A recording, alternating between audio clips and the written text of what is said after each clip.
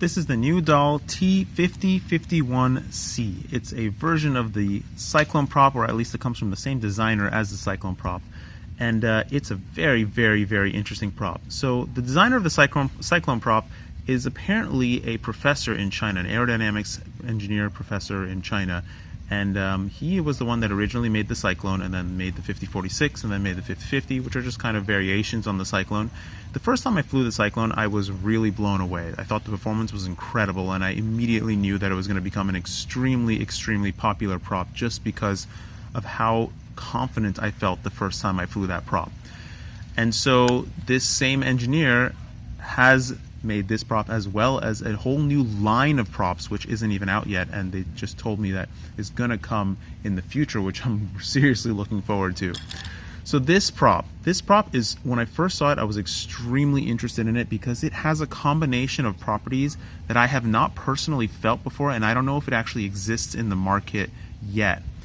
The combination of properties that this prop has is that it's 3.3 grams. Yes, I weighed like a dozen of them, and they consistently weigh 3.3 grams. My scale only goes to a tenth, so I don't know any more than that, but they are 3.3 grams, which at this point I believe is the lightest tri-blade mini quad prop in 5-inch on the market. I'm pretty sure, I don't know all the props out there, but I'm pretty sure this is the lightest one. It's lighter than the original glass nylon HQ 5x4x3, which I believe is 3.4 or 3.5 grams. A truly incredible weight, coupled with the other property of having a pretty darn steep pitch. And it's a very skinny blade as well.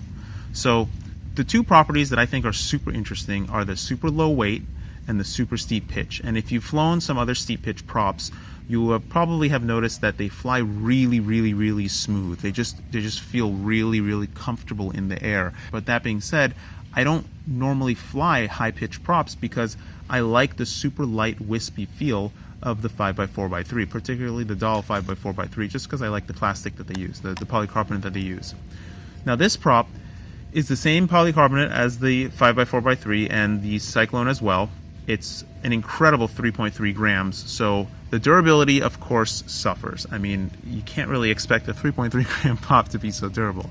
While the 5x4x3 is pretty durable, actually, you can run into stuff and bend it back no problem. This prop, when you run into stuff, it's got similar durability as this prop, but maybe just a slight hair less because it's so skinny and thin and frail, the blades, that they really bend out of shape pretty easily. I ran into a tree when I was flying, and this is what happened. So these props, when they bend up like this, there's really no bending back. I don't even bother trying to bend it back into shape and try to fly again, because it'll never be in balance again because it's twisted. The whole blade is twisted, so you need to like twist it back and bend it back into shape. So it's not really worth bending this prop back into shape. But I did hit a tree pretty hard. I like knocked it into the tree and into all the branches.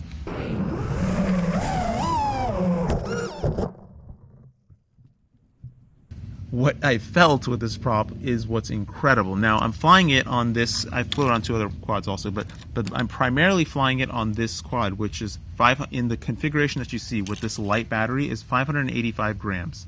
And that's a pretty hefty weight for such a skinny prop, especially such a prop that has so much flexibility to it. I mean, the end of the props, they flex pretty far. And to compare it to the 5x4x3, let's try and compare here. So you can see, I don't know, I'm putting about the same amount of force I'm going to put in this prop. So you can see that, maybe you can see, the new one, it flexes easier. It flexes easier, but it's stiff until the middle of the prop.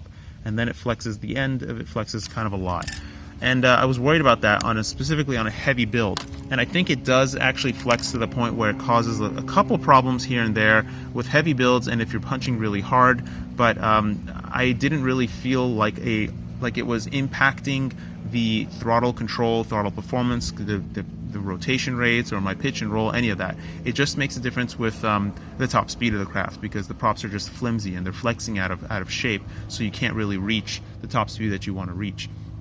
That being said, let's now talk about the amp draw of these props. While it's a super light prop, the amp draw is not light. So there's a couple complicated things going on here now. So now we've learned to think about props in terms of how many amps they draw and how they perform in the air. And a light prop should technically be easier to spin for the motor. But when you have a super steep pitch on the prop, it's no longer really a light prop. While it's very lightweight, it's still a heavy prop to spin, as in it takes a lot of force to push this prop through the air. So you get this. So the reason why I find the combination so interesting, this combination so interesting, is because you get a prop that's really easily manageable by the motor, like it has total control over the weight of the prop, but now it's only fighting the air that it has to move. So now the weight of your craft really impacts the performance of the prop hugely. Now that doesn't mean that this prop is bad for a high weight build. By high weight, I mean above 550 grams. For crafts that are in the 550 to 585, 590 gram range, I think this prop actually does work for them. So the amps are along the lines of the 5046, the Cyclone 5046. Not quite the 5045, not quite the 5050, the 5046. So it's kind of a lot of amps. That being said, when you're not blasting at full throttle, the amps are not super duper crazy.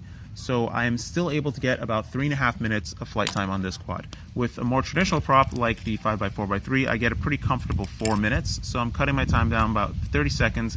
I was also kind of flying aggressively because I was so excited about this prop. So the response, the throttle response, is like no other prop I have felt. Just crazy throttle response. And in turn, the acceleration is also just bonkers. The acceleration of this prop is just instant. It's absolutely instant. You pop the throttle and it goes popped. And because it's so light, and because I'm spinning it on a big heavy motor like this, like it has the ability to spin a very heavy prop, so it has total control of everything that's going on, it has absolute perfect throttle control. There's no weirdness to the throttle in any sense at all. I have never had such an easy time flying so low to the ground and having so much control. That's a really huge advantage for me. I don't really fly enough to be super duper comfortable being super low to the ground or doing really like risky little tiny moves between small things, unless I'm flying through my little branches over here, which I'm just flying slow around those branches. But I can do it with this prop. It's really comfortable to me to fly. I'm not going to say any more because I'm really not trying to hype this prop as like I'm really anti-hype. I don't like hype, so I'm not going to like explain any more about my positive or negative experiences of this prop. I just think you should definitely pick up the prop and try it, regardless of what quad you put it on, regardless of where you on what kind of weight you have, what kind of motor you have. Pick it up and try it. I think you may be very surprised by the performance of this prop. It's deceiving because it's so skinny and flimsy, but the performance is really truly there. Anyways, here's some flight video, and I hope you enjoy it, and I really urge you to pick up this prop and just give it a try. And there go the dogs going crazy. So maybe they want me to go floss. Bye-bye.